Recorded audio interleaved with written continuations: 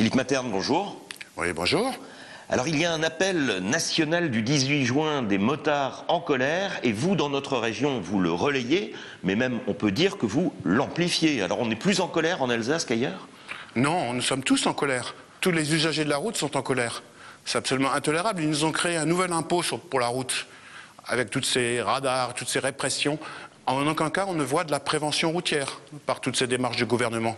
Est-ce qu'on stigmatise encore plus les motards? On peut prendre les mesures une par une. Le remplacement des plaques d'immatriculation qui sont souvent trop petites, c'est parce que vous n'êtes pas assez verbalisés, les motards? C'est la question à se poser. Est-ce que c'est pour mieux faire cette nouvelle impôt, à mieux attraper les motards, ou pour la sécurité? Je ne vois pas ce qu'une plaque peut ramener pour la sécurité. Alors, autre mesure, un gilet jaune pour tous les motards. Ça aussi, ça vous fait plus sourire qu'autre chose, mais... Complètement.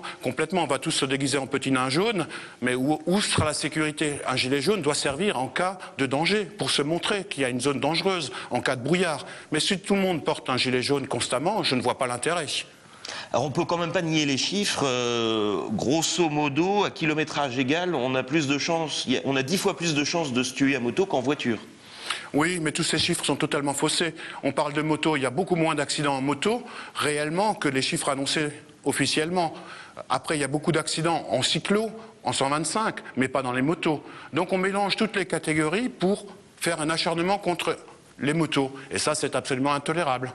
Alors c'est vrai que l'âge moyen du motard a tendance à augmenter. Est-ce que ces motards, on va dire raisonnables et raisonnés par l'âge, ne payent pas le comportement de certains fous de la route qui existent quand même encore? Il existe des fous de la route, oui, mais il ne s'agirait jamais d'oublier que les motards sont aussi des automobilistes, sont aussi des piétons. Donc est-ce qu'on va classer tout le monde dans cette catégorie d'inconscients? Je ne pense pas.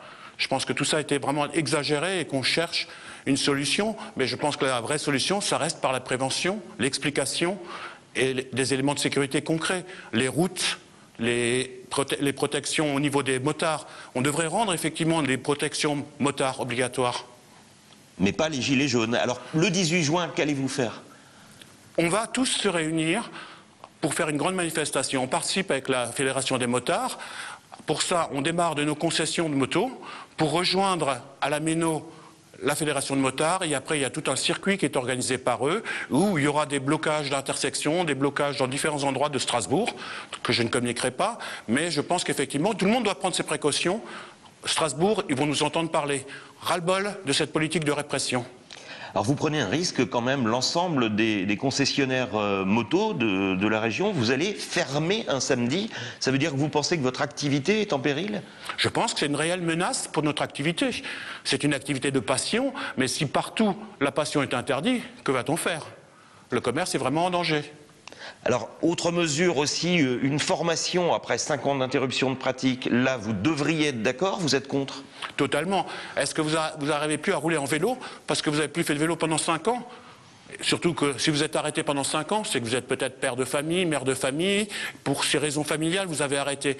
Est-ce qu'à partir de là, vous êtes plus inconscient ou beaucoup plus sensé dans vos démarches, dans votre pilotage et tout ça? Est-ce que vous qui observez les motards alsaciens, est-ce qu'ils sont plus raisonnables ou plus casse-cou que dans d'autres régions? Il y a des routes très prisées, même par les Allemands, dans notre région.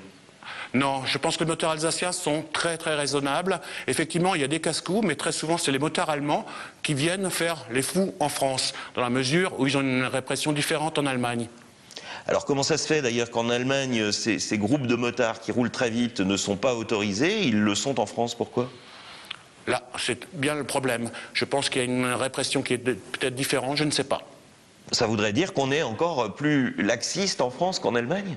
Non, je pense que ce n'est pas du tout les mêmes contrôles qu'ils ont. D'une autre manière, c'est effectué. Ils ont barré des routes, ils ont interdit la circulation des motos. Donc on arrive à un stade où on atteint la liberté des personnes du déplacement. On n'a plus le droit de rouler dans certaines routes en Allemagne en moto. Vous pensez que le motard sera de plus en plus stigmatisé dans toute l'Europe? Avec la politique française, oui. Encore qu'à savoir que la politique française est la seule à limiter les motos en puissance et à créer des genres d'événements, d'augmenter les plaques, la taille des plaques. En Allemagne, ils diminuent la taille. En France, ils veulent les augmenter. Les couloirs de bus vont être réservés également pour les motos. En Italie, ils vont faire un essai où les motos pourront emprunter les couloirs de bus.